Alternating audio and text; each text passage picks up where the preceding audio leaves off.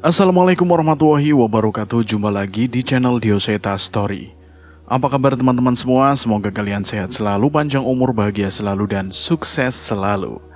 Dan pada kesempatan kali ini saya akan melanjutkan cerita yang berjudul Kurusetra. Cerita ini adalah part terakhir. Dan buat teman-teman yang belum mendengarkan episode sebelumnya, alangkah baiknya mendengarkan terlebih dahulu agar mengerti alur ceritanya. Dan buat teman-teman yang baru bergabung di channel ini, silahkan klik tombol subscribe dan tombol loncengnya agar kalian tidak ketinggalan cerita terbaru dari kami. Oke, tidak usah lama-lama, kita langsung saja menuju ke ceritanya. Padang Kurusetra.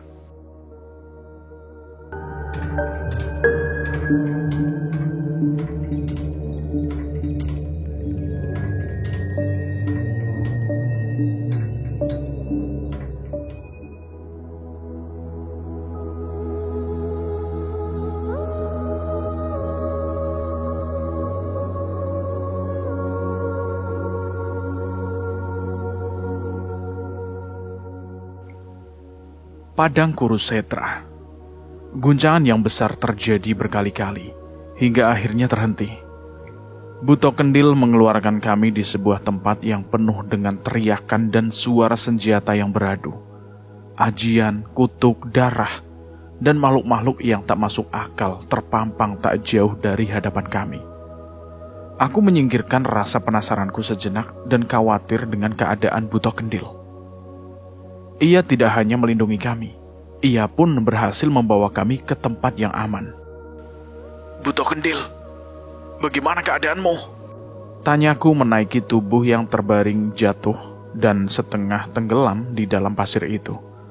Tubuhnya begitu lemah, luka-luka pun terlihat di bagian-bagian tubuhnya. Ada luka bakar besar di bahunya yang aku yakin membuatnya tersiksa. Suara itu terdengar dari tubuh yang terbaring itu. Dalam keadaan seperti ini, Buto Kendil masih berusaha untuk membalas ucapanku. Buto Kendil sudah melakukan tugasnya. Biarkan dia memulihkan dirinya dulu, ucap Nyi Sendang Rangu. Pak Lek menghampiri Buto Kendil dan berusaha memberikan apinya untuk memulihkan luka-luka itu. "Apiku akan memulihkannya. Tapi Buto Kendil bangsa raksasa, butuh waktu yang lama sampai ia bisa bergerak lagi," kata Pak Lek. Aku dan Nyi Sendang Rangu mengangguk mengerti. Namun yang lebih penting, kami semua menghampiri Pak Lek mempertanyakan apa yang sebenarnya terjadi. "Tempat ini terlalu mengerikan." Mbok Sar membawa mangkuk berisi air di tangannya dan melihat berbagai kejadian di pantulan air itu. "Benar, Mbok Sar. Kita sedang berada di tempat di mana seharusnya perang ini terjadi. Maaf, aku tidak sempat menceritakan semuanya." Pak Lek menceritakan bahwa ia mendapat petunjuk tentang sebuah goa yang menuliskan berbagai kisah tentang perang Baratayuda. Ujung dari tulisan itu adalah kejadian tentang bangkitnya bencana dari sisa-sisa peperangan itu. Kisah itu memiliki dua cabang. Yang pertama, tentang berjayanya Trah Paku Jagar yang akhirnya membangkitkan bangsa terkutuk dari Padang Kurusetra. Mereka berhasil menaklukkan para penjaga tanah Jawa hingga menggeser kedudukan sosok-sosok besar yang menyeimbangkan alam ini. Kala itu, setan-setan Paku Jagar mempengaruhi manusia, hingga manusia sulit membedakan mana yang baik dan buruk. Zina menjadi hal yang lumrah.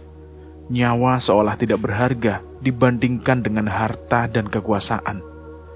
Dan kejadian yang menumbalkan ratusan nyawa terjadi dengan kedok bencana. Agama dan kepercayaan hanya menjadi cemoohan. Namun Pak Lek melihat kemungkinan yang kedua. Itu adalah kemungkinan yang terjadi ketika orang-orang yang memiliki karomah dan menggunakannya di jalan yang benar berkumpul menghadapi Trah Paku Jagar. Namun kekuatan dari satu zaman saja tidak cukup. Kami membutuhkan keberadaan pendekar-pendekar dari berbagai zaman dan semesta. Dan semua itu hanya bisa kita dapatkan di tempat ini.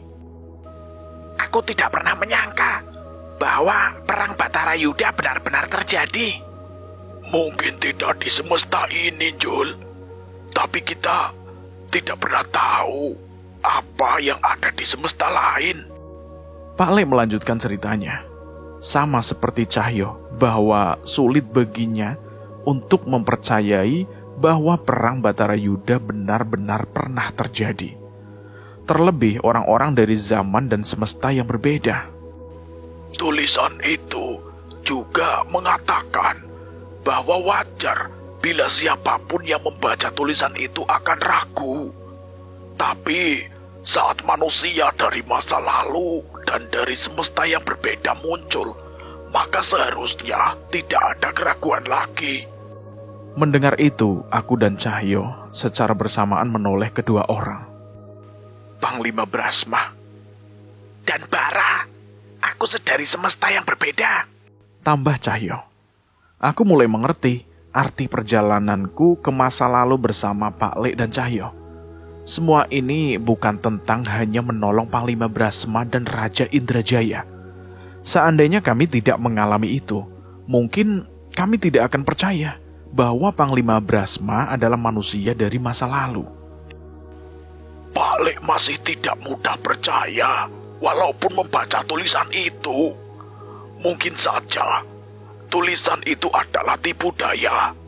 Tapi tulisan terakhir tentang siapa yang mengukir itu membuat Pak Le memilih untuk percaya. Siapa Pak Le? Leluhur kita.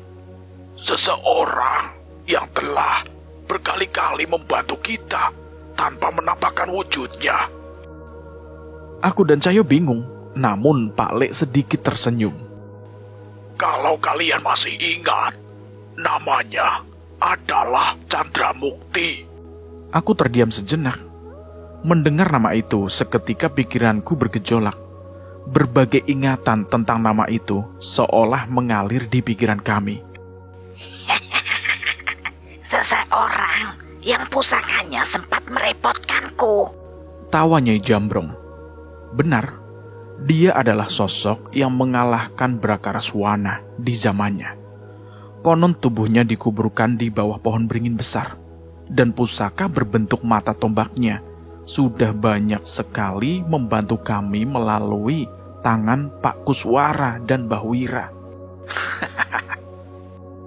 Aku dan Cahyo tertawa, menertawakan takdir yang seolah bercanda ini. Guntur dan Dirga bingung melihat tingkah kami yang masih bisa tertawa di situasi ini. Mas Cahyo, gilanya ntar saja kalau udah balik ke rumah, ucap Guntur pada Cahyo. Ntar Dirga kenalin guru BK di sekolah Dirga. Kata teman-teman, dia bisa ngobatin rasa sakit jiwa, tambah Dirga. Tiba-tiba, plak, plak. Ngawur kalian, kata Cahyo sambil memukul kepala kedua bocah itu. Namun bagaimana kami tidak tertawa? Bahkan semua yang terjadi saat ini pun sudah berhubungan sejak di Imah Leweng. Kalau kalian sudah siap, akan kubuka tabir ini. Kalian akan melihat pemandangan yang mengerikan jauh di hadapan kita, ucap Mbok Sar. Rupanya sedari tadi Mbok Sar sudah memasang tabir gaibnya untuk menutupi keberadaan kami. Saat itu kami semua bersiap dengan apapun yang akan ada di hadapan kami. Namun setidaknya aku ingin mengucapkan sesuatu. Apa yang terjadi di depan kita nanti mungkin berada di luar nalar. Tapi satu hal yang ingin aku tekankan. Setiap orang di tempat ini memiliki takdir untuk berada di sini. Karena saat sudah berada di tempat ini, maka itu berarti kita pantas untuk menjadi bagian dari perang ini. Jangan pernah merasa tidak berguna. Karena ada seorang Dananjaya Sambara mempercayai kalian tanpa keraguan sedikitpun. Saat itu Cahyo menepuk punggung Bara, Guntur dan Dirga menepuk bahu Arsa, dan Bawijan menyemangati Panji dan murid-muridnya. Mendengar kata-kataku, Beliwaja berjalan mendahuluiku dengan tubuh yang mulai membara. Kekuatanku sudah pulih. Kita tuntaskan urusan kita dengan fosil-fosil hidup itu. Dengan penuh keyakinan, Kami pun berlari menembus tabir gaib yang mulai terbuka itu. Tak begitu jauh di hadapan kami, terlihat peperangan mengerikan antara berbagai macam makhluk dengan kesaktian yang luar biasa. Setan, bangsa kera, roh halus, prajurit, dan semua yang tidak bisa aku kenali. Bahkan sosok para Batara pun menyaksikan pertarungan ini. Muncul juga kalian. Terdengar suara Prabu Jagareksa yang segera menyadari kemunculan kami. Ia bersama Ratu Tanusedo tak lagi menahan diri dan menerjang ke arah kami bersama pasukannya. Saat itu aku menyadari sesuatu. Sebagian pasukan mayat hidupnya mulai berkurang menjadi korban dalam peperangan itu. Blar! Wujud Rangda Bliwaja menghantam langsung tubuh Prabu Jagareksa. Namun itu tidak cukup untuk menumbangkannya. Tapi keris Dasa Sukma Dirga sudah siap menyusul serangan itu bersama 2 pukulan mengerikan dari Nyai Jambrong dan Guntur. Suara gemuruh petir dan auman harimau terdengar dari benturan pukulan mereka berdua. Kesal dengan serangan itu, Prabu Jagareksa menjatuhkan dirinya ke tanah hingga seluruh tanah bergetar menghilangkan keseimbangan kami. Jangan berhenti, jangan beri dia kesempatan, ucap Mbok Sar yang menyambungkan kami dengan kesaktiannya.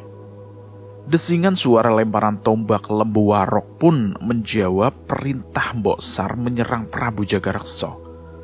Saat itu Nyai Dursada, Buto Geni, dan sosok raksasa yang 2 kali lebih besar dari mereka mulai bergerak mengincar kami. Kita selesaikan urusan kita di pulau itu, ucap Bliwaja, berganti menahan raksasa terbesar itu dengan ilmunya. Sepertinya terjadi sesuatu di antara mereka di pulau itu sebelumnya. Aku bersiap mengumpulkan tenaga untuk melanjutkan serangan kepada Prabu Jagareksa. Namun tiba-tiba terdengar suara di kepalaku. Belum saatnya, Danan. Aku mencari asal suara itu ke segala arah dan menemukan seorang pendekar berpakaian zaman kerajaan dulu yang berjalan mendekat ke arahku dengan menutup sebagian lukanya. Aku tidak mengenal wajahnya, namun entah mengapa aku merasa kami terikat akan sesuatu. Siapa kau? Aku bertanya. Pak Lek menyadari sosok itu dan menyambutnya. Ia mendekatinya dan menyiapkan api keris Sukma Geni untuk memulihkannya. Itu kau kan? Chandramukti? Chandramukti. Kalau itu dia, maka tidak aneh aku merasa tidak asing dengan keberadaannya. Sosok itu menjawab pertanyaan Pak Le dengan anggukan dan senyuman yang ramah. Dari rambut dan cara berpakaiannya, aku segera tahu bahwa ia bukan dari zaman yang sama denganku. Tapi bagaimana ia bisa mengenalku? Kalian butuh lebih dari ini untuk mengalahkan mereka, ucap Chandramukti. Kami juga memikirkan hal itu. Tapi apalagi yang bisa kami lakukan sekarang? Benar, ada yang di antara mereka yang bisa menjadi sekutu kami. Saat itu ia menoleh ke arah Mas Brasma yang ikut bertarung bersama dengan Panji. Panggil mereka.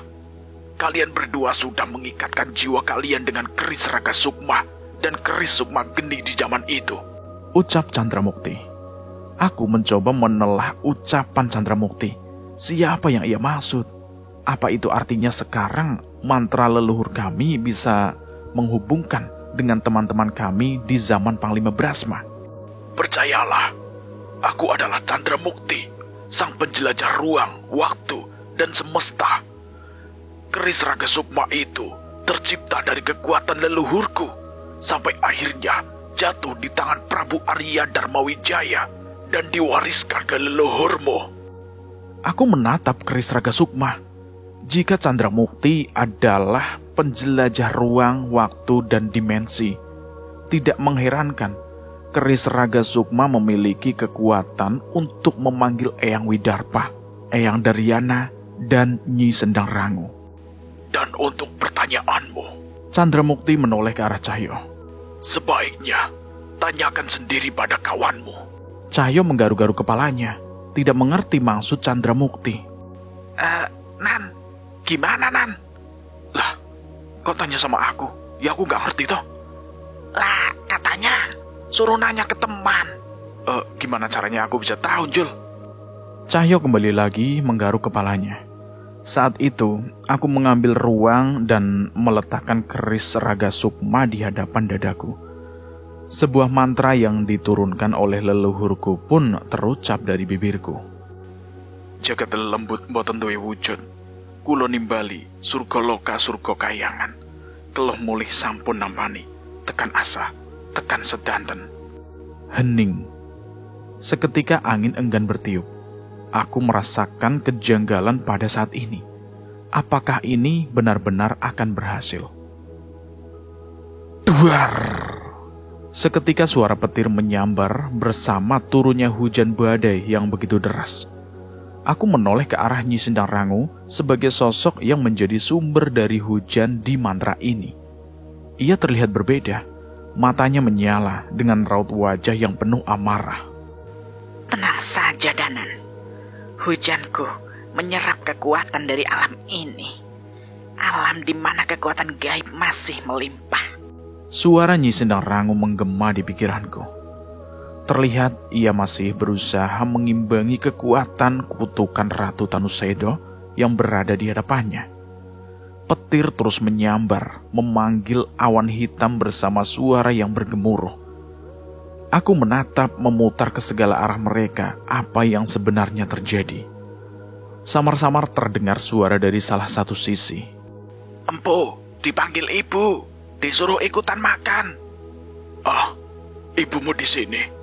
Sudah lama ibu tidak masak untuk orang sebanyak ini, Putra. Ibu kangen masak di istana lagi. Enggak, Putra.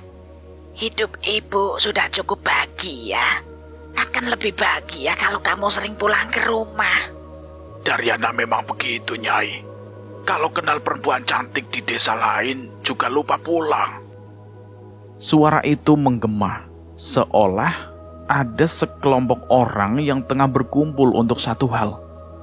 Beberapa lama setelahnya, tiba-tiba kabut putih muncul bersama pusaran gelombang hitam tak jauh dari tempat kami berada. Ayo putra, sekarang saatnya kita jemput dia kembali. Suara itu terdengar lagi. Kali ini Panglima Brasma yang baru saja menghabisi lawannya berlari ke arah suara itu. Tidak mungkin, ucap Panglima Brasma. Mereka datang, kata Chandramukti. Saat itu suara orang yang berlari terdengar keluar dari kabut putih. Panglima Brasma tidak mampu menahan air matanya menyambut kedatangan orang-orang yang ia kira tidak akan ia jumpai lagi. Ah, itu benar mereka, ucap Pak Le. Terlihat sosok yang tidak asing untukku. Raja Indrajaya dan beberapa nama besar yang sempat mereka ceritakan saat berada di zaman itu. Empu Randu, Panglima Sadewo, Panglima Mardaya, Panglima Girwana, Pangeran Baswara, dan seseorang lagi yang tidak asing, Daryana Putra Sambara. Berbeda dengan Eyang Daryana yang aku kenal, kini yang aku temui adalah Eyang Daryana di masa emasnya. Kali ini aku merasa semakin memiliki harapan untuk menyelesaikan ini semua. Jadi kalian Danan, Cahyo, dan Pak Lebimo. Pak De Indra bercerita banyak tentang kalian barusan. Iya, Eyang. Jangan manggil Eyang. Mungkin kita akan bertemu lagi di umur yang lebih matang. Tapi saat ini, panggil Daryana saja, atau Putra juga boleh. Kali ini, aku yang menggaruk-garuk kepalaku. Daryana saat muda jauh berbeda dengan Eyang Daryana yang melatihku dulu. Bocah-bocah asu. Demit-demit kue isi seliwar-seliwar. Kue malah pada guyon wae. Tiba-tiba, satu lagi suara yang tidak asing terdengar datang dari gerbang yang hampir tertutup itu. Nek kue sing muncul, aku melayu dhisik yo. Ucap Cahyo yang berusaha menghindari sosok yang sering bersitegang dengannya itu. Eyang, ucapku senang menyambut kedatangannya. Raja Indrajaya menghampiri Eyang Widarpa yang kemunculannya tidak bisa ditebak. Aku dan para panglima akan mencoba melawan Prabu Jagaraksa. Kami pernah mengalahkannya sekali, ucap Raja Indrajaya. Sepertinya Trasambara harus berurusan dengan Ratu Bodoh itu, balas Eyang Widarpa. Saat itu mereka berdua saling mengangguk dan berpencar, seolah memberi isyarat. Saat itu kami terbagi begitu saja. Gunakan ini. Mungkin ini pusaka terbaik yang pernah kubuat saat ini, ucap Empu Randu melemparkan sebuah tombak pada Panglima Brasma. Ia memperhatikan tombak itu, namun aku merasa ada kemiripan antara tombak itu dengan tombak Lembu Warok milik Panji. Raja Indrajaya pun memerintahkan Panglima dan pasukannya menuju pertarungan Prabu Jagaraksa. Dengan sebuah ajian, pedang Raja Indrajaya terbagi dan melayang menyerang Prabu Jagaraksa yang tengah bertarung dengan Guntur dan Dirga. Dirga menghindar dari pedang yang menyerang Prabu Jagaraksa dan menyambut kedatangan pasukan Raja Indrajaya. Keris Dasasukma, sepertinya saya bertemu dengan orang-orang dekat lagi, senyum Raja Indrajaya pada Dirga dan yang lain. Pasukan dari masa lalu. Segila apa sebenarnya ini semua? Sambut Nyai Jambrong pada mereka. Awalnya aku merasa tidak yakin 2 orang anak kecil dan seorang nenek bisa menahan kekuatan digdaya Prabu Jagaraksa. Namun aku lupa, Nyai Jambrong dan Guntur adalah orang yang mampu lolos dari serangan Batara Naga tanpa luka. Kau lagi. Rupanya kalian tidak sayang nyawa, teriak Prabu Jagaraksa. Kami pernah mengalahkanmu, dan keberadaan kami untuk memastikan kau benar-benar musnah, ucap Raja Indrajaya pada Prabu Jagaraksa. Saat itu Nyai Jambrong menoleh dan berlari ke arahku. Bocah, selesaikan semua secepatnya. Dia hanya bisa dikalahkan dengan semua kekuatan yang ada, perintah Nyai Jambrong. Aku mengangguk dan melewati mereka. Ucapan itu juga pertanda bahwa Nyai Jambrong merasakan kekuatan lain yang berbahaya dari Prabu Jagaraksa. Membiarkan Guntur dan Dirga melawan Prabu Jagaraksa adalah strategi dari Mbok Sar agar Prabu Jagaraksa meremehkan mereka dan tidak menggunakan kekuatan penuhnya. Monyet kembar. Cahyo berlari melaju ke pertempuran. Beliwaja berdiri dalam perlindungan Mbok Sar mengendalikan sosok raksasa yang muncul dari dalam dirinya. Gila, kekuatannya terlalu gila. Ia mampu menandingi raksasa kuno itu dan menahan Nyai Dursada dan Butogeni. Namun itu tidak lama. Butogeni membakar dirinya dan melemparkan kobaran api besar ke sosok raksasa putih Beliwaja. Beliwaja menahannya, namun muntah darah dari tubuh aslinya menandakan bahwa ia tidak dalam kondisi baik. Sialnya, Nyi Dursada saat itu tidak memberikan celah dan melontarkan sebuah tendangan. Beli! Aku berteriak khawatir, namun belum sempat tendangan itu menyentuh raksasa Beliwaja. Tiba-tiba sebuah batu besar terbang menahan tendangan itu. Nyi Dursada terhenti, namun seseorang menendang bongkahan batu besar lagi untuk menahan serangan lainnya. Kesal serangannya tidak ada yang mengenai raksasa Beliwaja. Nyi Dursada menghantamkan kedua tangannya dengan kekuatan hitam yang memancar begitu besar. Tak ada lagi batu besar yang menghalanginya, namun seorang yang dengan terengah-engah berlari melompat ke tubuh raksasa Beliwaja dan menahan serangan itu dengan sebuah tendangan yang diselimuti cahaya hijau. Duak! Serangan Nyi Dursada tertahan, namun pria itu juga terbanting ke tanah, tidak mampu menahan serangan tak masuk akal itu. Cahyo melihat seorang yang menghantam tanah dengan begitu keras itu. Bara! Seru Cahyo sambil membantu Bara berdiri. Kau nekat, Bara. Jurus apa itu? Aku berguru dengan ratusan guru. Ternyata tidak semuanya merupakan ilmu hitam, seperti kata temanmu Danan. Sepertinya aku juga memiliki peran dalam pertarungan ini, jawab Bara pada Cahyo. Ya ampun, temanku yang satu itu ngomongnya kadang-kadang suka ngawur. Jangan aneh-aneh, lawan mereka yang bisa kau lawan. Jangan membahayakan nyawamu, ucap Cahyo pada Bara. Ia pun meminta Bara kembali dan menyerahkan raksasa itu padanya. Tapi Bara menolak. Kalau begitu, apa yang kau lakukan? Kekuatanmu dan Wanasura belum tentu bisa mengalahkan salah satu dari mereka. Cahyo terdiam sejenak. Ia tidak bisa membantah ucapan Bara. Bahkan walau ia saat ini berkali-kali lipat lebih kuat dari Bara, ia belum tentu bisa mengalahkan Nyai Dursada. Pasti karena ucapan itu kan? Bahkan jika harus babak belur atau merangkak, jangan pernah tinggalkan temanmu. Bara mengulang sebuah ucapan yang membuat Cahyo terhenti. Jangan lupa, kita punya ayah yang sama, ucap Bara yang menyusul Cahyo di sampingnya. Cahyo mengangkat sarungnya sebentar dan melemparkannya pada Bara. Kalau begitu, kau pasti kenal sarung itu, ucap Cahyo sambil berlari menerjang Nyi Dursada. Gak mungkin aku lupa. Ini dikasih pas kita sunat kan? Kata bapak, ini sarung sakti, pusaka leluhur, bisa bikin bekas sunat gak sakit. Buak! Kali ini, pukulan Nyi Dursada terpental dengan kekuatan Wanasura di tubuh Cahyo. Setelahnya Bara menyusul dengan menghantamkan pukulan ke siku Nyi Dursada. Sayangnya itu semua masih belum cukup. Berarti harusnya kau juga ingat bekas luka di leher bapak. Yang ngakunya berantem sama preman, tapi ternyata dicakar monyet kan? Cahyo tersenyum di tengah perbincangan yang berada di waktu tak tepat itu. Kalau begitu masih ingat cara bapak ngasih perintah ke kuda buat jalan? Bara mengangguk. Mereka berdua pun berlari ke atas reruntuhan candi dan menendang bersamaan ke arah perut Nyi Dursada.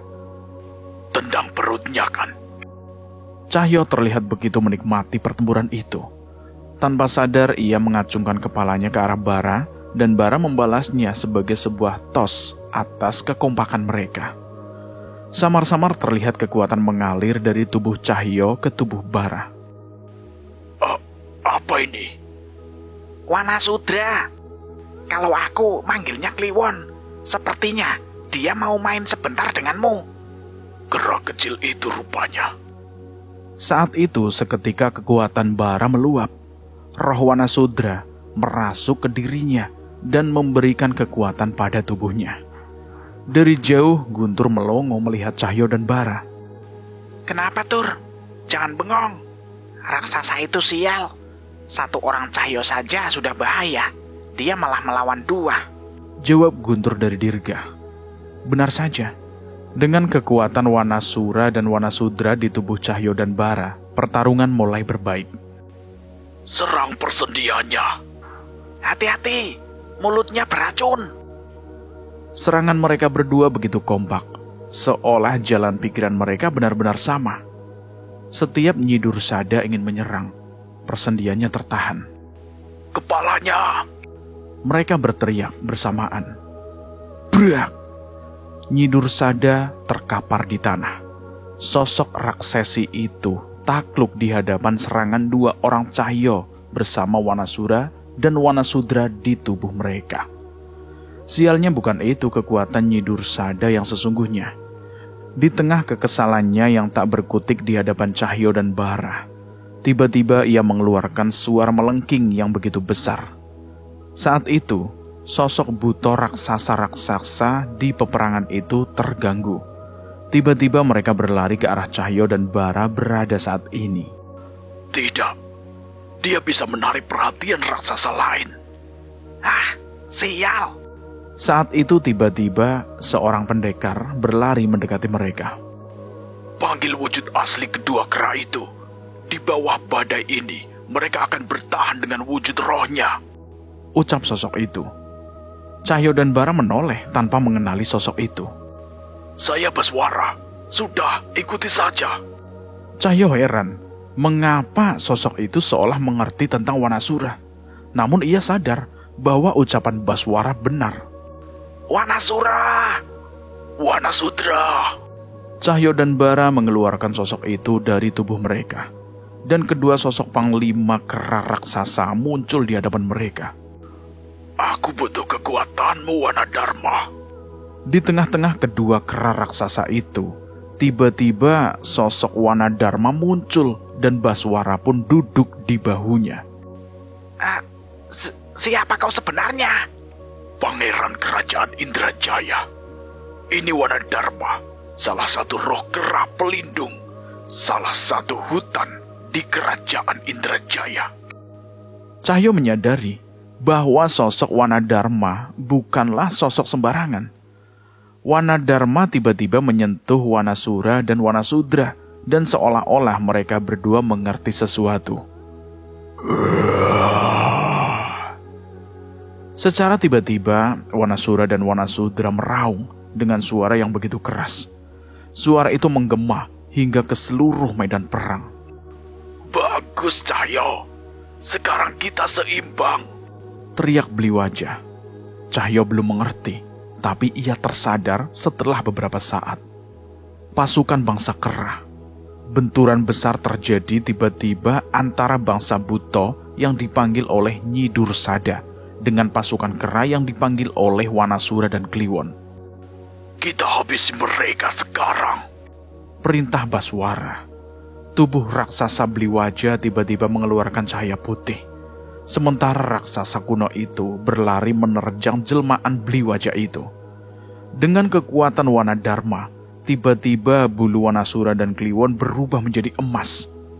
Cahyo dan Bara memimpin mereka menghadapi Nyi Dursada dan Buto Geni. Cahyo menggabungkan ilmu itu dengan ajian penguat raganya, dan Bara melakukan juga dengan caranya sendiri. Aji Cakra Bumi, ajian ini meminjam kekuatan dari bumi untuk memperkuat diri. Akan berguna jika kekuatanmu habis, ucap Bara pada Cahyo. Kali ini Cahyo terkesima dengan ilmu Bara. Ia sungguh menyayangkan ilmu putih yang ia miliki, tersembunyi karena kebenciannya.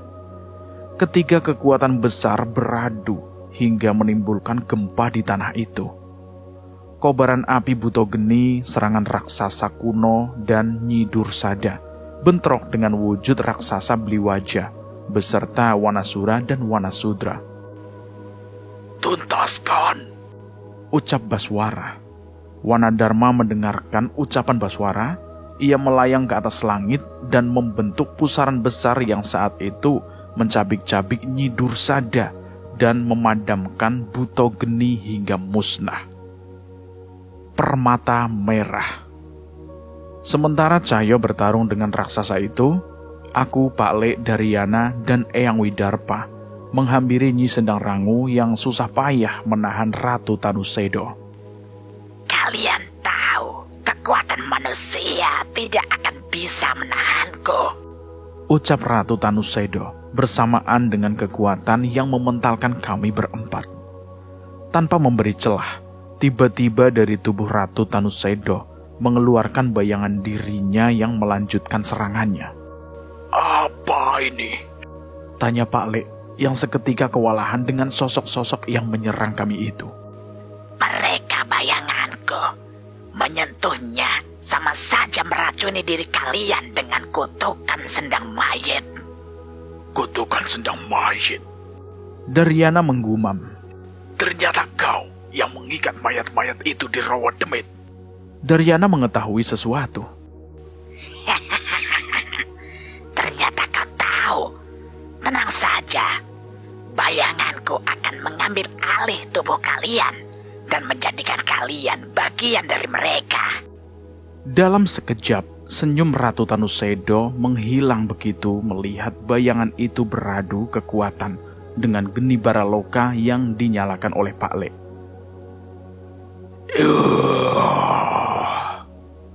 Eyang Widarpa berteriak.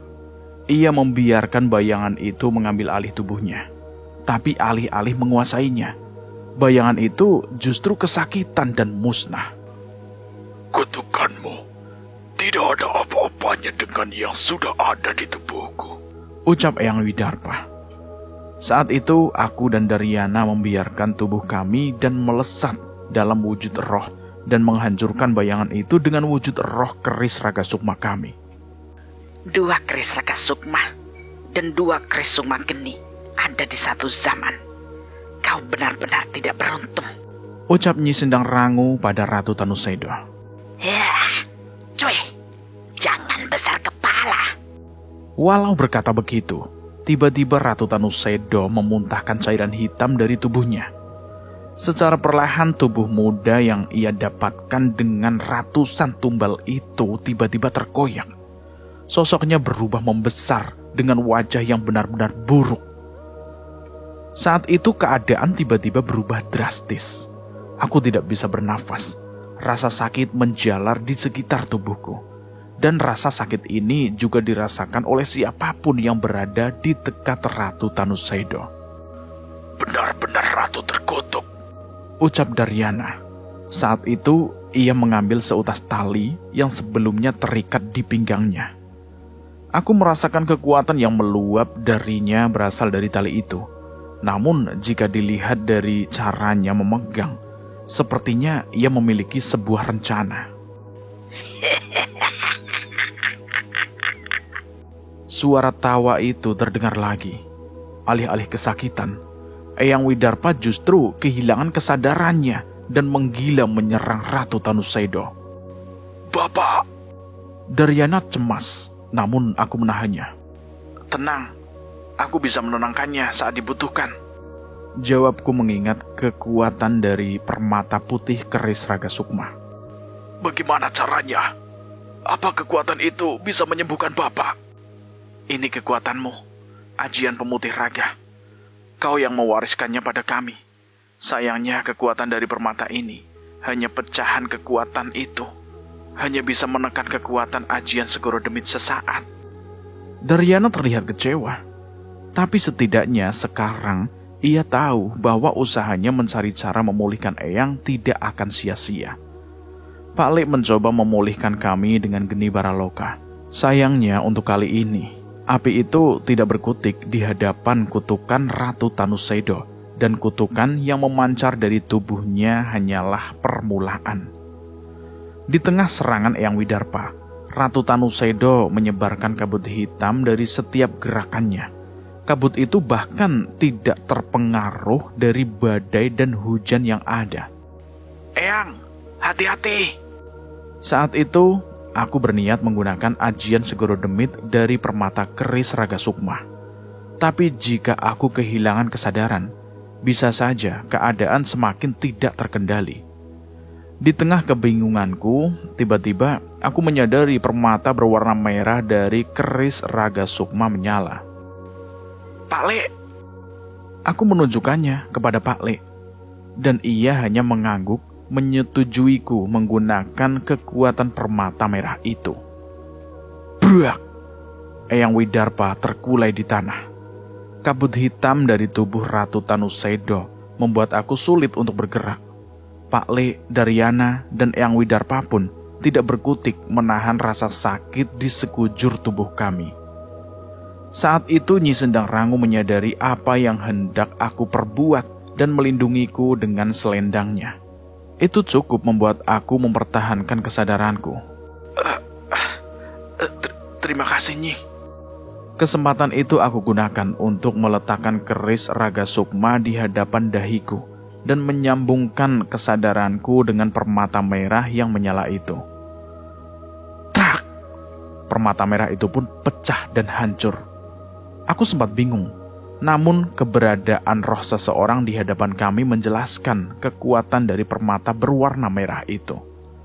Suara ayat-ayat suci mengalun bagaikan puisi di antara kabut hitam yang hampir menelan kami. Hembusan angin menyentuh kami dengan lembut di antara badai, namun menyayat-nyayat lawan kami. Gamburu makso ini, gumam Pak Le. Angin itu memerah dan menelan kabut hitam Ratu Tanusedo hingga sosok itu terlihat jelas di hadapanku. Saat itu mataku berkaca-kaca. Aku sempat menduga ini. Tapi aku tidak berani berharap. Pak Le membakar tubuh kami dengan geni Baraloka yang ia nyalakan dengan api putih dari keris sukma geni. Tanpa adanya kabut itu, api Pak Le membantu kami untuk menahan kutukan itu. Tak kusangka kau bisa membimbing mereka sampai sehebat ini, Bimo. Ucap sosok roh itu. Rupanya tidak hanya aku, Pak Le pun menahan rasa harunya melihat sosok itu.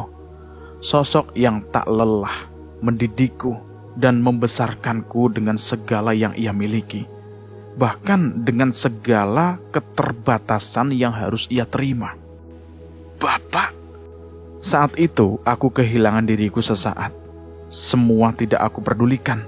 Yang ingin aku lakukan saat ini hanya memeluknya. Di bawah rintikan hujan deras, aku memeluk sosok pria dengan pakaian sederhana yang membalas tulus pelukanku. Sedikit berbeda. Dulu aku merasa ia lebih tinggi dariku, tapi kali ini aku memeluknya dengan tubuhku yang setinggi darinya. Kita masih memiliki sedikit waktu setelah ini. Sekarang kita selesaikan urusan Bapak yang belum selesai ini. Aku mengangguk, namun dari perkataannya aku penasaran dengan sesuatu yang membuat Bapak harus meninggalkan kesadarannya di permata merah itu. Kau masih ingat dia kan, Bimo? Maksud Mas Bhisma? Bapak melangkah ditemani oleh Pak Le menuju ratu terkutuk itu.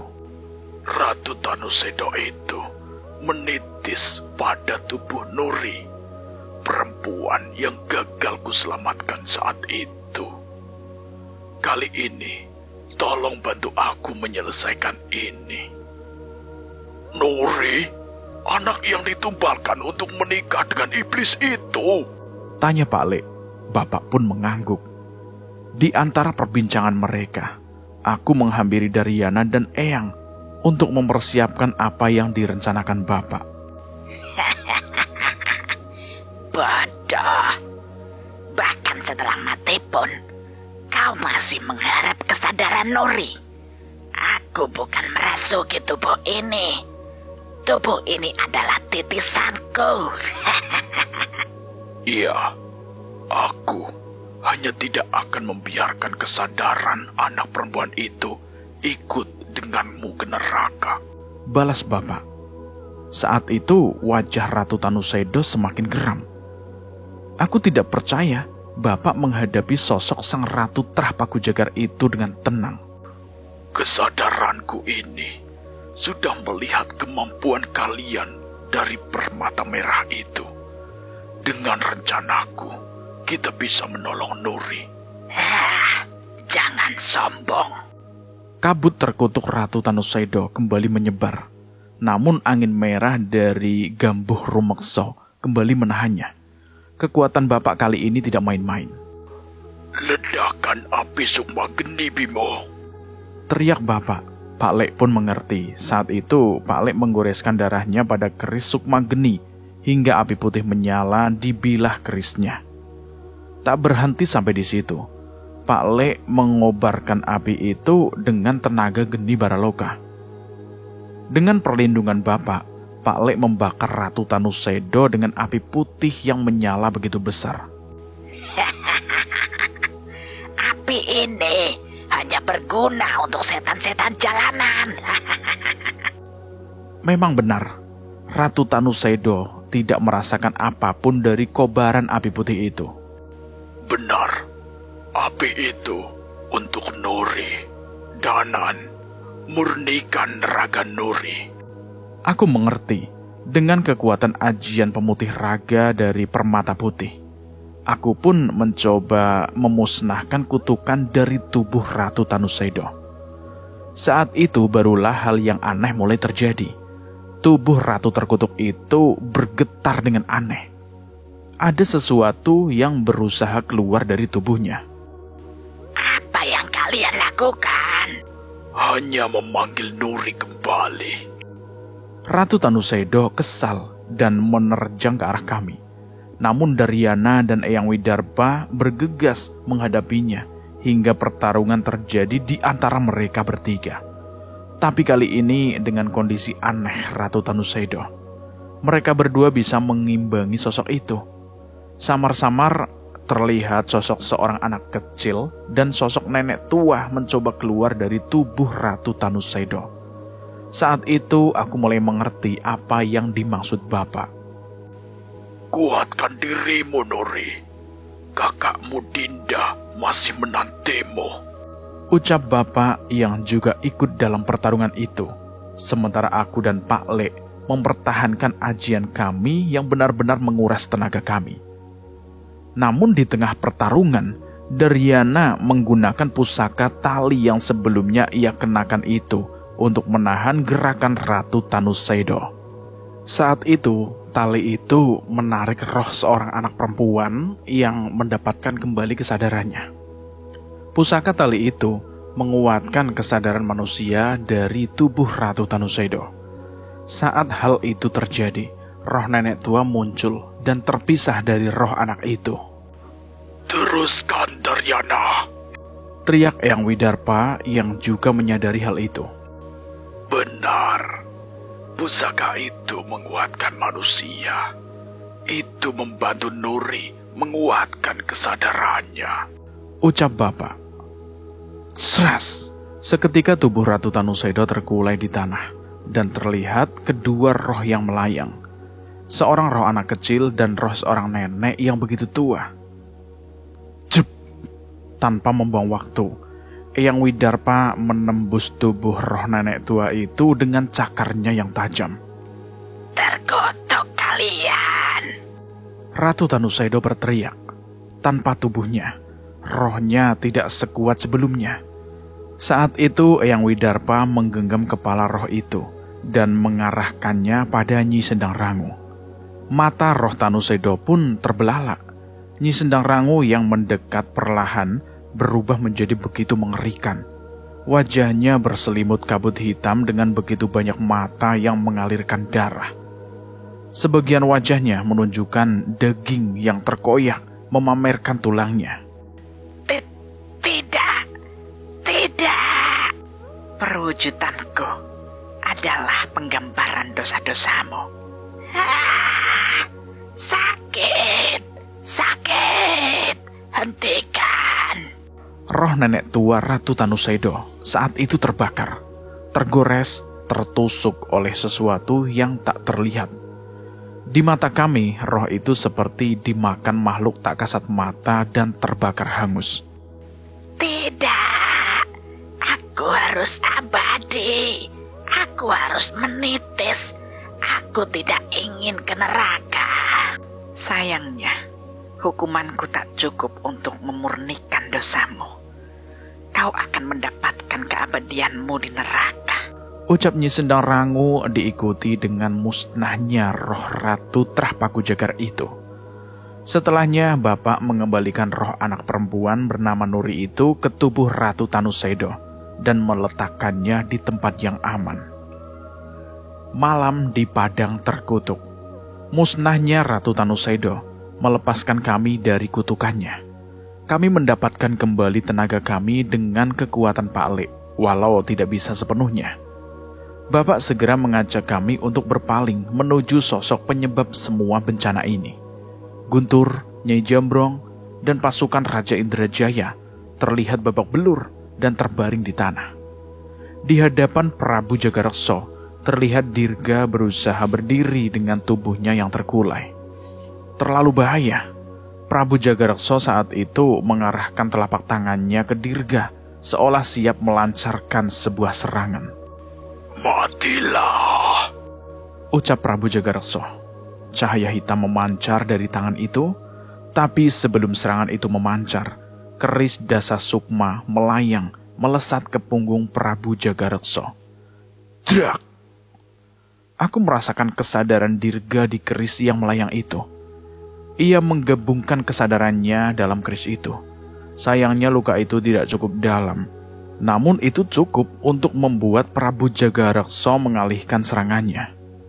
Prabu Jagareksa pun menyadari kedatangan kami dan menyadari kemenangan kami. jadi ratuku berhasil kau kalahkan. Benar sekali. Dan berikutnya adalah kau.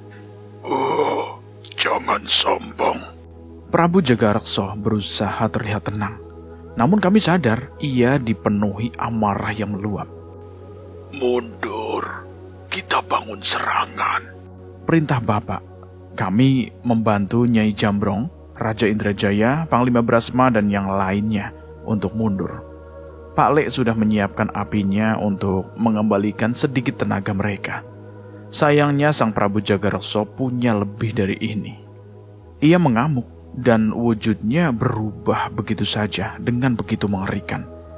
Ia melayang dengan sayap yang besar dan kuku-kukunya yang tajam seolah menguasai langit.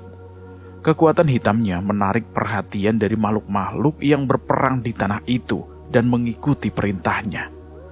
Saat itu ratusan dedemit berdiri di belakangnya.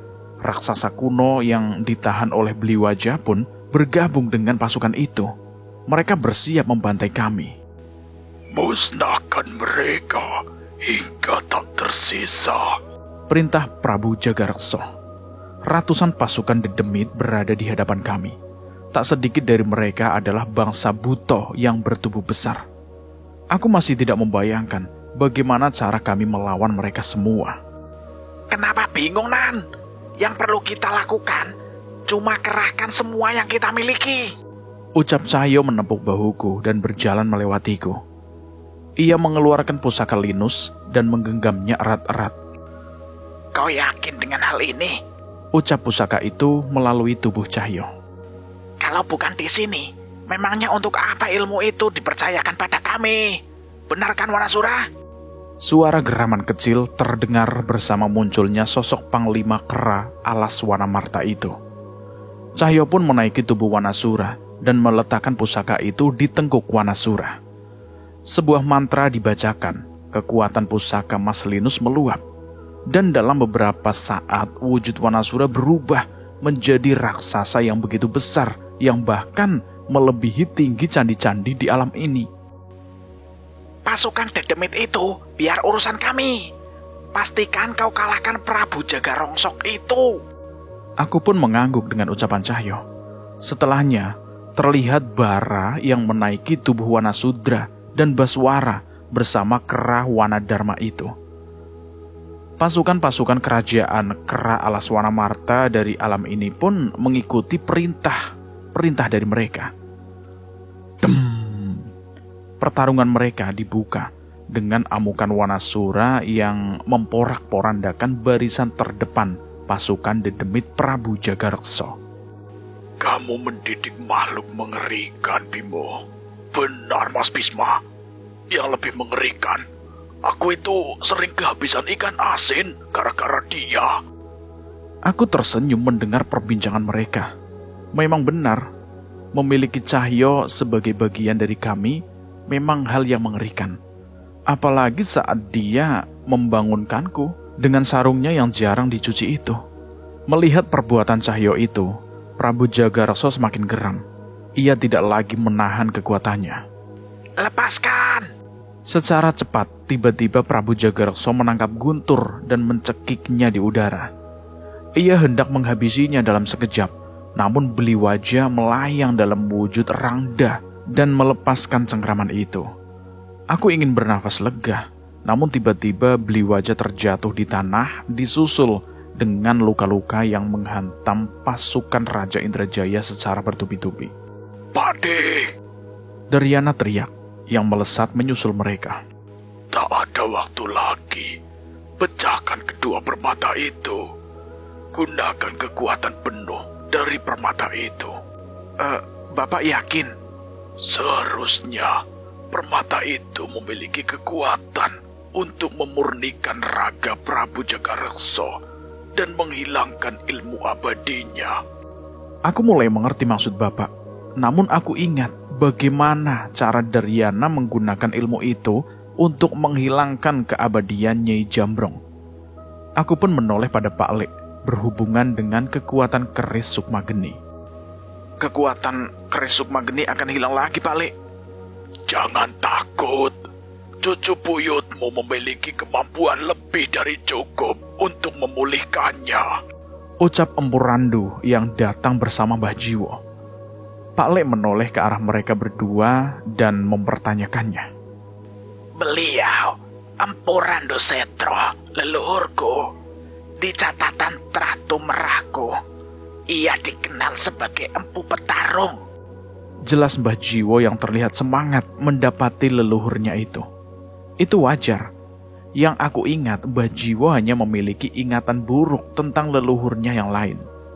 Saat menemui Empu Randu yang begitu bijak, hal itu membuat dirinya begitu bersyukur. Namun walaupun ilmu abadinya menghilang, ia masih terlalu kuat. Ajian Segoro Demitku hanya bisa aku gunakan sekali lagi. Mungkin itu tidak akan lama, ucap Eyang Widarpa. Aku dan Jiwo akan memanggil batu dari langit. Tahan Prabu Jagareksa sampai ritual kami berhasil dan menghantamkan batu itu ke Prabu Jagareksa. Mendengar ucapan itu, aku mulai merasa yakin atas rencana ini. Brak! Brak! Tubuh Panglima Brasma dan Raja Indrajaya jatuh dari kabut putih yang muncul di sekitar kami. Belum cukup ngobrolnya. Mereka bisa mati kalau kalian tidak cepat bertindak. Tiba-tiba Mas Jagat muncul, memindahkan mereka yang terluka dengan ilmunya. Jagat, kau punya tugas penting. Bisma. Rupanya Mas Jagat baru menyadari kehadiran Bapak. Sepertinya ia terlalu sibuk melintasi alam untuk menjebak setan-setan yang menyerang mereka. Bagaimana bisa? Sudah. Jangan ngobrol dulu. Mereka bisa mati kalau kalian tidak cepat bertindak. Balas Bapak. Mas Jagat membalasnya dengan senyuman kecut. Pusatkan kekuatanmu di langit. Pastikan batu langit yang dipanggil Bajiwo dan Empu Randu jatuh tepat di kepala Prabu Jagareksa. Mas Jagat mencoba mencerna sesaat dan mengerti. Ia pun mendekati kedua empu andalan kami itu. Saat itu aku menghampiri Daryana dan memberikan pusaka putih itu padanya. Kenakan pada keris Raga Sukma. Gunakanlah seluruh kekuatannya. Daryana mengangguk, mengerti. Mungkin saja dari kejadian ini ia bisa mengenali kekuatan yang bisa memulihkan Eyang Widarpa. Mungkin ini seperti paradoks waktu tentang bagaimana ajian pemutih raga itu ditemukan. Namun bukan kuasaku untuk memikirkan tentang hal ini. Pak Lek pun mempersiapkan keris Sukma Geninya dan berdiri di dekat Daryana. Ia tahu api putih dari keris Sukma Geni harus menyatu dengan darah Prabu Jagareksa. Aku dan Daryana meletakkan keris Raga Sukma kami di depan dahi dan menyatukan jiwa kami. Saat itu secara bersamaan, permata biru dan putih pecah dan mengalirkan kekuatan yang begitu besar di tubuh kami. Sekali lagi tubuhku berubah dengan rambut putih dan memanjang. Kuku-kukuku menajam, persis seperti apa yang terjadi pada Eyang Widarpa saat ini. Fokus putra, Bapak akan mulai, ucap Eyang Widarpa pada Daryana. Kita bukakan jalan untuk mereka, Eyang. Pecahnya permata biru itu memberikan kekuatan yang lebih pada amukanku. Yang paling berbeda, kini aku bisa mempertahankan kesadaranku. Dengan kecepatan yang tak pernah aku rasakan, tubuhku melesat begitu cepat, berlomba dengan Eyang Widarpa menyerang Prabu Jagareksa. Serat, serat. Cakaran-cakaran kami mengincar setiap bagian tubuh dan berusaha membuat luka yang bisa menahan gerakannya. Brak!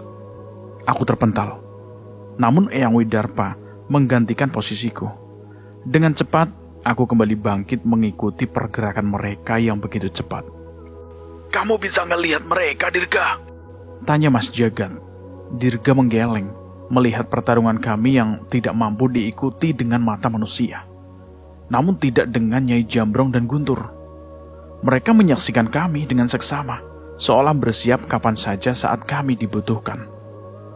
Brak! Tubuh kami terpental, membentur dinding candi. Prabu Jagareksa menggunakan celah itu untuk mengincar Daryana. Namun saat itu wujud bola api Bliwaja muncul bersama serangan Ki Mahesa Ombo yang dapat dipatahkan dengan mudah. Setidaknya meladeni serangan itu membuat kami memiliki waktu untuk bangkit dan menyerangnya lagi. Sedikit lagi. Daryana berteriak. Cahaya putih semakin besar merasuk ke tubuh Daryana dan keris Sukma Geni Pak Le. Tak akan kubiarkan.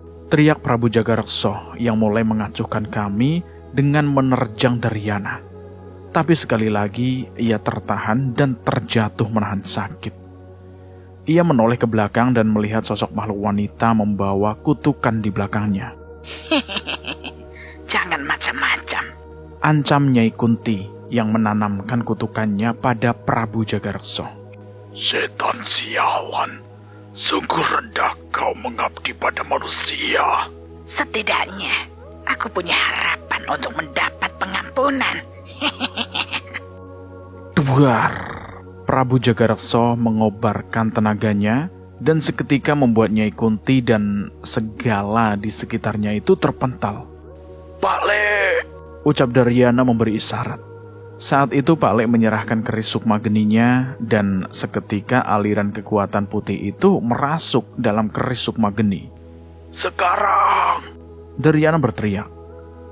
Duar! Seketika tubuh Prabu Jagareksa melontarkan api hitam di sekitar tubuhnya. Namun saat itu juga, tiba-tiba aku dan yang lainnya berpindah posisi, menghindari serangan itu ke berbagai tempat di sekitarnya. Bagus Mas Jagat, bagus. Puji Dirga. Kami bersamaan menyerang Prabu Jagareksa. Ia mengincar Daryana. Namun ia tidak menemukan keris Sukma Geni di tangannya. Keris itu berpindah dengan cepat dari satu tangan ke tangan lain di antara kami. Serangan kami harus mengenainya. Kesempatan kami hanya satu kali. Prabu Jagareksa pun tidak gegabah. Ia memperhatikan perpindahan keris Sukma Geni dan membaca strategi kami. Serat! Serangan kami pun menerjang. Pak Le melesat dengan kerisnya, namun Prabu Jagareksa membacanya. Ia tersenyum dan menghindari serangan itu dengan mudah. Namun itu bukan serangan kami, itu bara. Ia melesat di titik buta Prabu Jagareksa dengan keris bercahaya putih itu di tangannya. Bara! Aku berteriak. Sebelum serangan itu sempat menyentuh tubuhnya, tanpa menatap Prabu Jagareksa, menusukkan keris Dasa Sukma pada bara. Prabu Jagareksa tidak terkecoh. Harapan kalian sudah pupus. Ucapnya mengangkat tubuh yang tertembus keris itu tinggi-tinggi. Bara memuntahkan darahnya. Serangan itu benar-benar melubangi tubuhnya. Bara!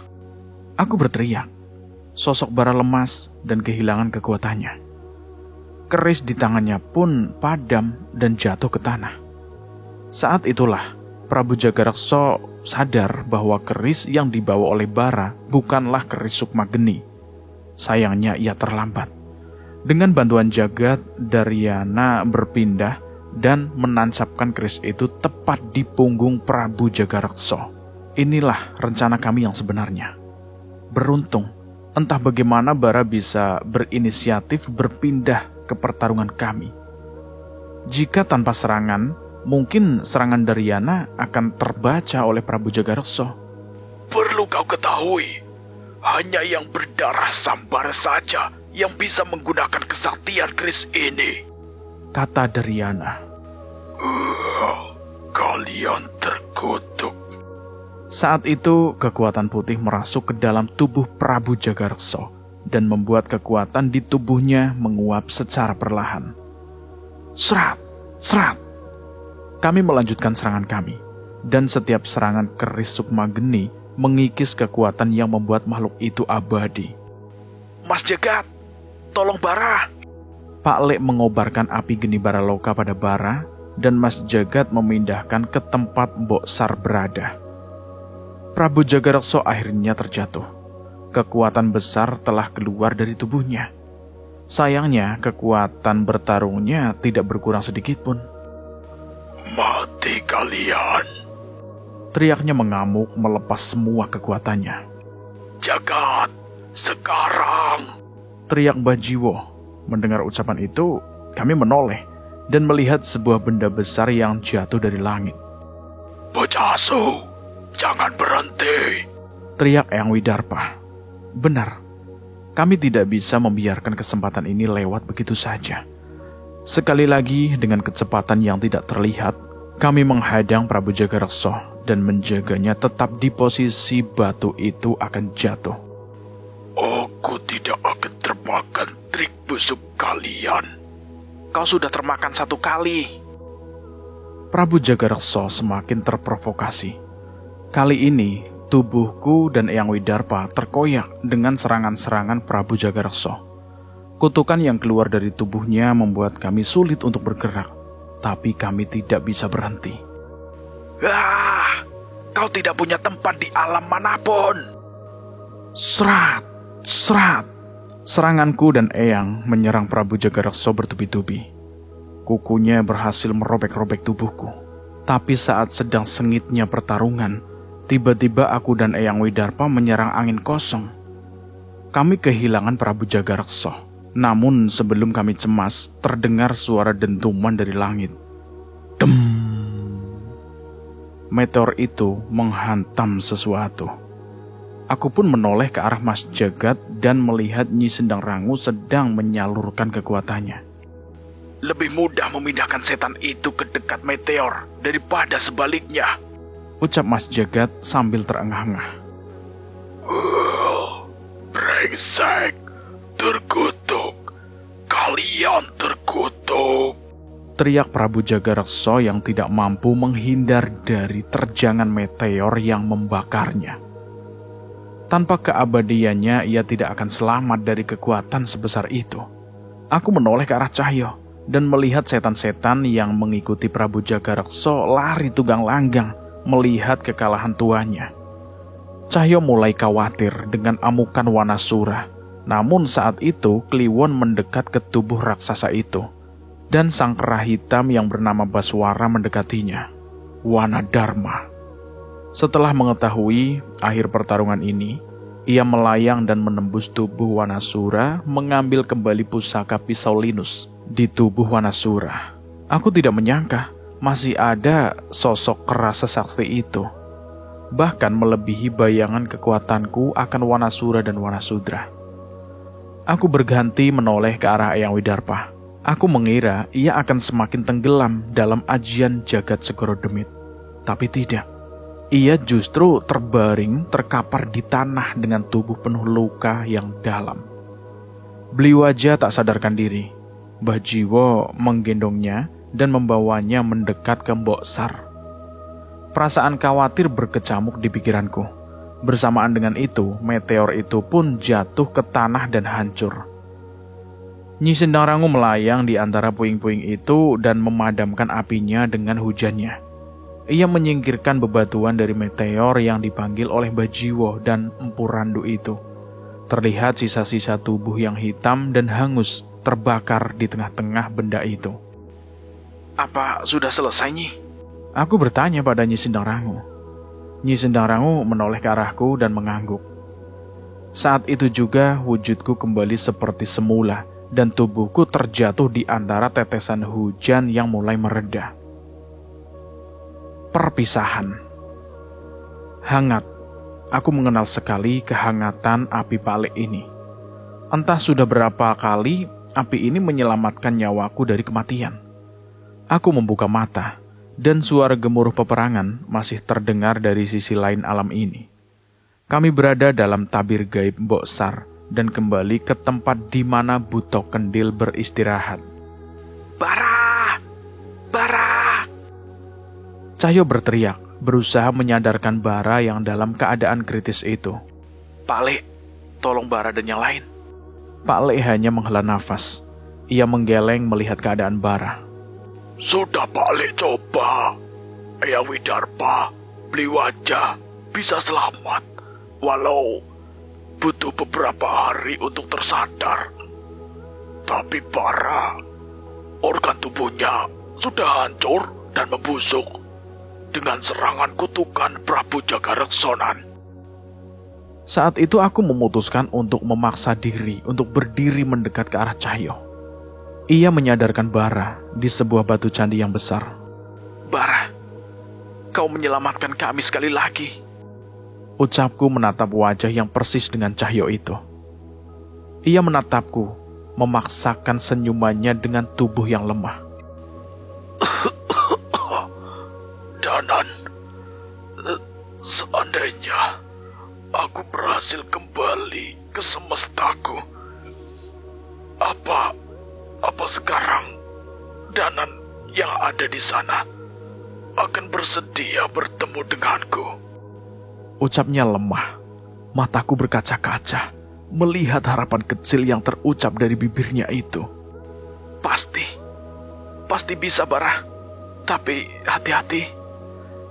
Kalau kesal sama kamu, dia pasti juga suka ngelempar sandal atau barang ke kepala kamu.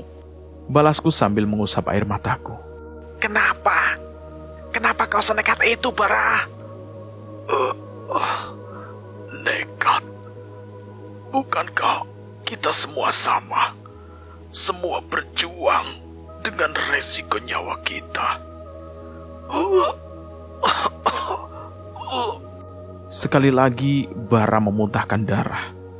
Wajahnya semakin pucat dan tubuhnya terkulai lemah. Kau benar, Cahyo. Yang kubutuhkan bukan kesaktian, tapi seorang teman. Bicara apa kau, Bara? Seorang teman? Kau punya lebih banyak dari itu. Ucap Cahyo berusaha menahan air matanya. Ucapan itu membuat Bara melihat ke sekelilingnya. Hebat, Mas Bara. Bukan cuma monyet kembar, tapi ada Cahyo kembar juga. Itu keren, kata Guntur.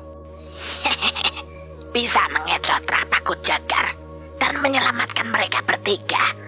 Itu bukan kemampuan biasa, kata Nyai Jambrong. Dirga pasti akan nyeritain tentang Mas Bara ke Abah, tambah Dirga. Kau melakukan hal yang hebat. Leluhurmu pasti bangga padamu, Bara, tambah Baswara. Bara tersenyum mendengar ucapan-ucapan itu yang terdengar semakin kecil di telinganya. Ia pun menutup matanya dan ucapan dari teman-temannya mengantarkan ke tidur yang panjang. Saat itu air mata kami menetes. Kami tidak menyangka akan menangisi sosok yang selama ini menjadi musuh kami. Danan, sudah saatnya. Terdengar suara bapak dengan wujud yang semakin pudar. Bapak, tunggu, Pak. Bapak tersenyum melihatku dan mengusap rambutku. Kau nangisin apa? Bapak sudah tenang. Dan kamu hidup dengan teman-teman yang baik. Aku mengangguk, namun air mataku semakin deras. Danan memang gitu, Pak De. Cengeng. Nanti Cahyo beliin susu segar Boyolali dulu, biar diem. Saat itu aku memukul kepala Cahyo sambil berusaha mengendalikan air mataku. Pak, sekarang Danan sudah punya pekerjaan. Ibu juga senang mendidik di sanggar desa Kandimaya. Naya, Nan. Naya. Sekali lagi aku menyikut temanku yang kurang ajar itu. Danan sudah punya calon, Pak. Sinden juga kayak ibu. Bapak sudah tahu kok. Naya kan? Kesadaran Bapak ini selalu memperhatikan kamu melalui permata itu. Aku mengusap mataku dan wujud Bapak perlahan semakin memudar. Apa Danan bisa ketemu Bapak lagi? Aku bertanya. Bapak menggeleng, namun ia tersenyum. Tidak, Nan. Tapi Bapak punya peninggalan di beberapa tempat. Mungkin kamu bisa mengingat tentang Bapak dari setiap benda-benda itu. Ajaklah Naya. Mungkin saja dia tertarik dengan kisah masa muda Bapak. Mendengar hal itu, hatiku sedikit lega. Itu artinya aku masih bisa merasa dekat dengan Bapak bila menemukan peninggalan yang ia maksud. Baik, Pak. Akan Danan cari semuanya bersama Naya. Balasku yang sekarang sudah bisa menerima kepergian Bapak dengan tersenyum walau air mata ini masih menggenang. Itu baru Dananjaya Sambara. Cahyo, Pakde titip Danan ya. Siap, tenang Pakde. Kalau nakal, nanti Cahyo cewer ya. Cahyo memperagakan pose hormat pada sosok Bapak yang perlahan menghilang dari hadapan kami. Saat itu matahari sudah mulai terbit. Suara peperangan mulai terhenti. Dan tentu saja aku sudah bisa menebak peperangan di Padang Kurusetra itu dimenangkan oleh siapa. Suara kereta kencana terdengar bersama gelombang pusaran besar yang muncul tertutup kabut. Chandramukti mendekatinya dan membentuk dua lorong yang terpisah. Saatnya kami kembali, Danan, ucap Raja Indrajaya. Kau berkali-kali menyelamatkan kami, tambah Mas Brasma. Aku akan membalas budi ini, Daryana berkata sambil menggendong Eyang Widarpa yang masih belum tersadar. Ada sedikit pemandangan aneh saat itu. Baswara dan Cahyo saling bertatapan. Tidak ada ucapan di antara mereka. Baswara hanya mengacak-acak rambut Cahyo dan pergi meninggalkannya. Pangeran, tapi kelakuannya nggak jelas. Aku tersenyum melihat pemandangan itu. Namun sekilas aku menyadari ada kemiripan di antara mereka berdua. Pasukan dari zaman Indrajaya pun kembali melintasi kabut itu, dan kami pun menyusul memasuki lubang yang satunya. Dengan bantuan Buto Kendil, kami bisa melewati lubang dimensi itu dengan aman. Tepat saat kabut tersigap, aku melihat wajah seorang wanita yang benar-benar sangat ingin aku temui saat ini. Semua berakhir. Dan aku beruntung. Kini ia berada di balik kabut itu, menyambut kedatangan kami dengan wajahnya yang penuh rasa cemas. Naya, Mas pulang. Di desa Dirga. Suara pintu rumah yang diketuk membuyarkan tidur siang Dirga yang jarang sekali ia nikmati saat berlatih di rumah Nyai Jambrong. Dirga, Dirga, bangun. Jangan molor terus. Masuk saja Mas Jagat, bangunin sendiri Dirganya, teriak Abah mempersilahkan Jagat masuk. Iya Bah, siap, balas Jagat yang segera memasuki rumah dan menuju kamar Dirga. Ia melihat keadaan kamarnya yang jauh lebih tertata rapi dibanding sebelum kepergiannya berlatih. Hei, bangun cepat, ada yang mau ketemu. Ada apa sih Mas? Jarang-jarang bisa tidur siang begini. Udah ikut saja yuk. Jagat menarik Dirga dari kasurnya. Ia tidak sempat mengganti celana pendeknya dan hanya memilih mengambil sarung untuk menutupi kakinya itu. Ya ampun Mas, buru-buru banget. Saat itu Jagat mengajak Dirga ke sebuah hutan tempat ia sempat bersembunyi dari serangan Trapaku Jagar. Sudah ada yang menunggu di sana. Anak perjaka tidur di siang bolong. Hati-hati, ketularan takdir jomblonya Jagat. Ya ampun Nyi, udah tahap penjajakan nih, bantah Jagat. Sosok itu adalah Nyi Sendang Rangu yang sengaja datang menemui Dirga. Nyi.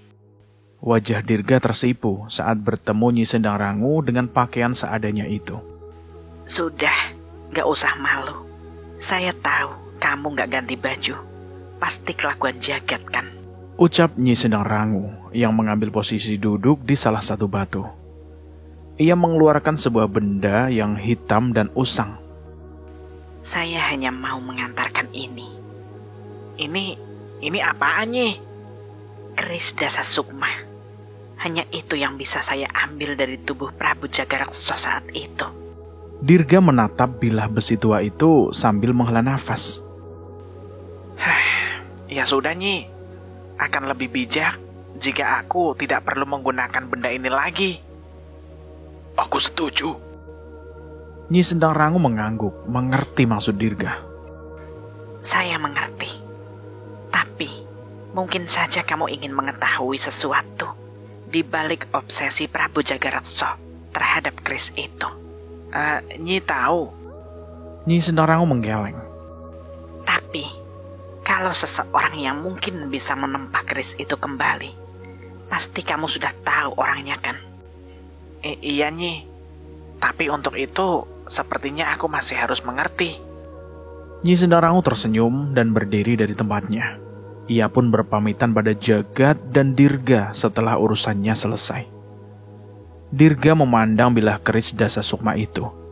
Mereka berdua merasa bahwa sisa-sisa keris Dasa Sukma itu yang pernah direbut Prabu Jagareksa itu akan membawa mereka ke perjalanan yang lain. Di bawah pohon beringin asrama. Sepertinya kita akan berpisah di sini. Aku tanya sekali ini, Jul. Kamu lagi nggak bercanda kan? Ini bukan soal jarak Klaten ke Magetan loh. Untuk kali ini enggak, Nan. Kayaknya sekarang kita punya tujuan perjalanan masing-masing loh. Anggap saja kita lagi jalanin perintah dari Balik. Danan melihat sosok seseorang yang bersandar di batang pohon beringin itu. Chandramukti. Masalahnya, tempat yang kamu datangin itu gak bisa didatengin. Cuma dengan naikin si Embal loh, Mas Cahyo. Tenang saja, Naya. Semua akan baik-baik saja. Aku hanya merasa harus membalas perbuatan Bara. Setelah ku kalahkan keris terkutuk di alamnya, aku akan segera kembali. Setelah selesainya pertarungan itu, Cahyo meminta Chandramukti untuk membawanya ke alam di mana Bara lahir. Ia berjanji dalam hatinya untuk membuat perjalanan Bara ke alam ini tidak sia-sia. Ia ingin datang ke semesta itu dan memperbaiki semua kesalahan yang pernah Bara perbuat. Kau jadi melakukan perjalanan dengan Naya kan? Tanya Cahyo. Danan pun mengangguk. Sepertinya ia tidak bisa lagi menghalangi Cahyo. Akan aku ceritakan semuanya tentang Bapak saat kau kembali nanti. Aku tunggu. Mas Cahyo gak pamit sama Sekar? Tanya Naya pada Cahyo. Seketika wajah Cahyo berubah cemas. Lah itu, aku takut dia kepikiran. Ya sudah, ntar aku pamitin. Aku bilang Cahyo lagi magang di kebun binatang luar pulau. Asem kamu. Cahyo kesal memukul sarungnya. Cahyo ingin melangkah berpaling, tapi ia terhenti sejenak. Nan, tolong sampaikan sama Sekar ya. Bilangin, Mas Cahyo cuma pergi sebentar. Mas Cahyo nggak pamit karena nggak mau Sekar khawatir. Mas Cahyo nggak bisa ngelihat wajah cemas Sekar. Kepikiran bisa 3 hari. Bilangin juga ya, saat kembali nanti pasti aku bakal ngajak Sekar ke jenjang yang lebih serius. Mudah-mudahan Sekar mau nunggu Mas Cahyo. Dan misalnya Mas Cahyo nggak kembali. Udah Mas, Sekar cuma mau dengar sampai di situ saja. Tiba-tiba seorang perempuan muncul dari balik salah satu pohon di sana. Sekar? Cahyo kaget. Saat itu Danan dan Naya tertawa terbahak-bahak melihat muka merah Cahyo. Bahkan Chandramukti yang menunggu dari jauh saja ikut tertawa. Semai gue Nan, ngerjain aku ya kowe yo. Danan berusaha menghindar dari sabetan sarung Cahyo. Tapi saat Sekar mendekat, seketika Cahyo menjadi jinak. Sekar nggak cemas, Mas. Sekar percaya Mas Cahyo pasti kembali. Sekar cuma mau pesen ke Mas Cahyo, jangan makan sembarangan. Kalau makan pisang atau buah dari pohon dicuci dulu. Kalau tidur jangan malam-malam. Dan jangan nekat sama satu lagi. Biarpun malam ini memiliki banyak semesta, Tuhan itu cuma satu. Jangan lupa kewajibanmu, ibadah. Cahyo menggaruk kepalanya mendengar nasihat dari Sekar. Ya udah, Mas pamit ya. Sekar pun mengangguk. Mas sayang Sekar. Apa Mas? Apa? Enggak. Apa? Kok bisik-bisik? Enggak, udah. Mas pamit ya. Saat itu Cahyo berlari dan seekor kera kecil melompat dari atas pohon ke bahunya. Wajahnya begitu merah. Tapi ya, aku cukup senang melihat Cahyo pergi dengan semangat. Terlebih, aku dan Naya benar-benar terhibur melihat wajah Sekar yang sumringah mendengar bisikan Cahyo yang hanya bisa didengar oleh mereka berdua. Cerita ini selesai, tamat sampai di sini. Bagaimana menurut teman-teman tentang cerita ini? Silahkan tulis di kolom komentar. Dan buat teman-teman yang belum mendengarkan episode sebelumnya, alangkah baiknya mendengar terlebih dahulu agar mengerti alur ceritanya. Dan buat kalian semua yang baru bergabung di channel ini, silahkan klik dulu tombol subscribe dan tombol loncengnya, agar kalian tidak ketinggalan cerita terbaru dari kami. Dan saya mohon maaf jika ada kesalahan kata. Saya pamit undur diri. Wassalamualaikum warahmatullahi wabarakatuh. Jagat Segoro Demit.